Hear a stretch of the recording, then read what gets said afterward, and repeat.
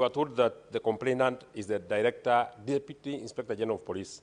I'm of this opinion, Honorable Speaker, that from what the Inspector General of Police has said, it is my opinion that the evidence he has put together is the corrected evidence. And I'll give two examples of why I am of the opinion that the Inspector General wants to just cover his deputy. He says that, Mr. Speaker, he says that the complainant lodged a complaint on the 4th of June.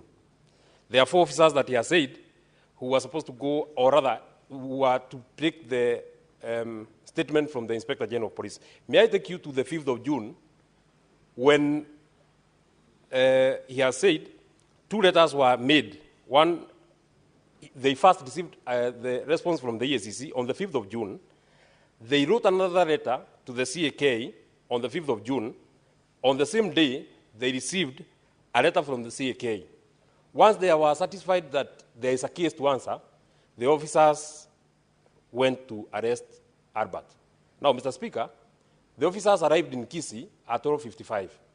Walking back, it is 307 kilometers from Nairobi to Kisii. If indeed they left Nairobi after they were satisfied, unless these letters were being done before government opens offices, I know that government opens offices at 8 in the morning. If they did a letter, for example, to the CAK at 8, and they got a response at maybe 8:15, if the government is so swift, then it means that they drove to Kisii in less than 3 hours. This, Mr. Speaker, cannot have happened unless there is further evidence that of how.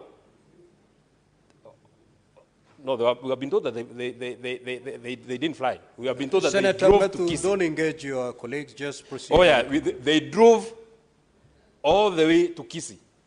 And they go to Kisii from what the Inspector General of Police has told us at 12:55 hours. Honorable Speaker, that already, there is eyebrows that this evidence has been reconstructed. This is not original evidence. This is not a true record of what happened to Ojwang. And I am very sad that the Inspector General of Police, in my opinion, I'm giving my opinion, a parent who is here. Just ask your question. Yeah, so that is my question. My second question, and Honorable Speaker, I don't know why colleagues have a problem. Order, honorable senators. Just one, let me just direct you. I will not take any points of order. We have just suspended the sitting. We are here not strictly enforcing the standing orders. Allow the honorable senators, you've made a basis for your question, proceed to ask the question. You know, Mr. Speaker, we are here because we want to know what happened to Albert Ojwang. If any information can help us know what happened to Albert Ojwang, then it will help us move. Maybe finally, may I know from the Inspector General of Police, once it was established in the morning that Albert was unconscious and he was being rushed to hospital, the choice of Mbagathi Hospital instead of Kenyatta National Hospital, just a question to maybe to help in the investigation, because I've seen from Central Police Station to Kenyatta National Hospital via Hospital Road is 5.1 kilometers. To Mbagathi is 5.8 kilometers via Valley Road. Mr. Speaker, I would have imagined that there are better facilities and there are better facilities at Kenyatta National Hospital, and being a hospital that is nearer the Central Police Station, Honorable Speaker, I would have expected that is where Albert would have been taken. Thank you. Senator Osotsi.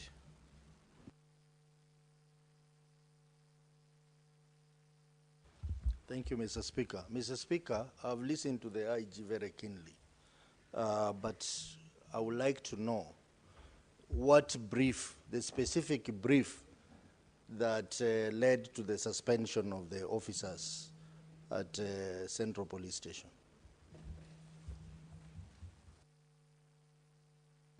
Senator Bone. Mr. Speaker, my first one is to CS Murkomen.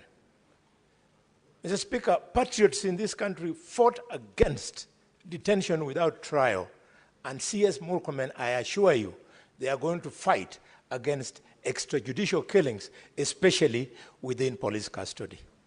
The question is this, CS.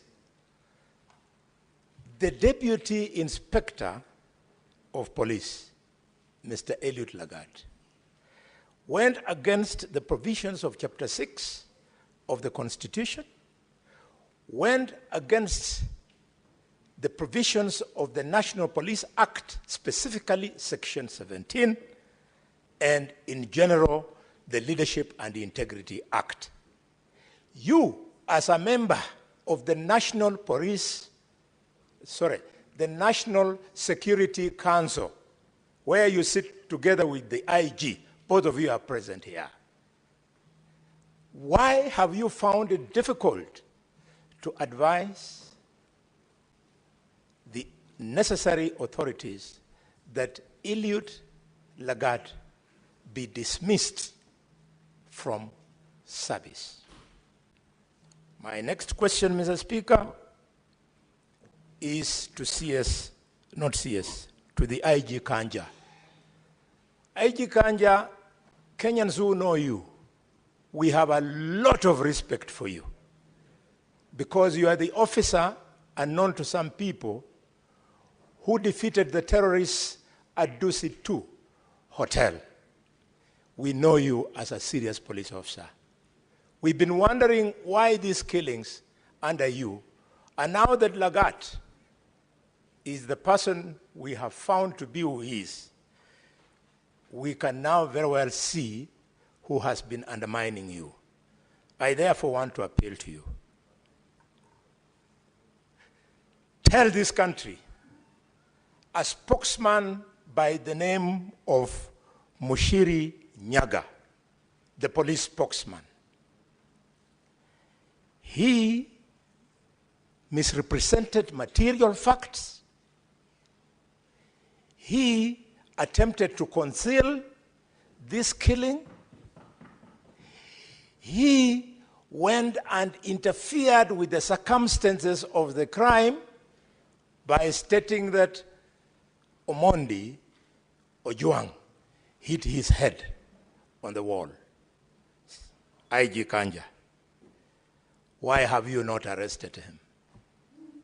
He has information which in his statement under arrest will help to point fingers at who gave him this deliberate statement so as to do what I have said above. Finally, Mr. Speaker, back to Kanja and or Amin. IPOA has now told us the names of the officers from DCI who went to Migori to go and arrest Ojwang. Can you tell the country how it came to pass that Ojwang was moved all the way, Ojwang,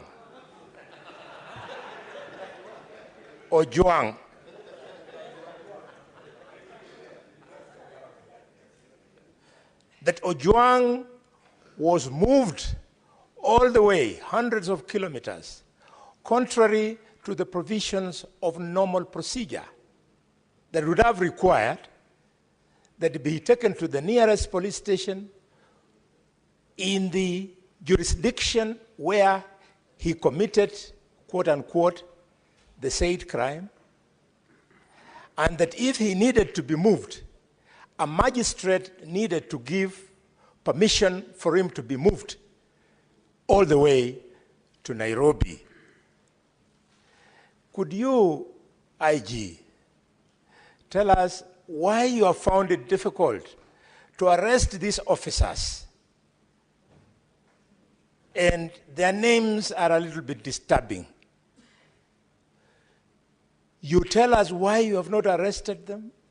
Because they're the only ones who were with this young man from the last time the parents saw him well and alive up to the time they came to Nairobi for the country to be told that the young man was dead.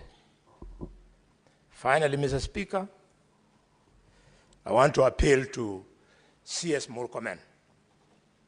CS Murkomen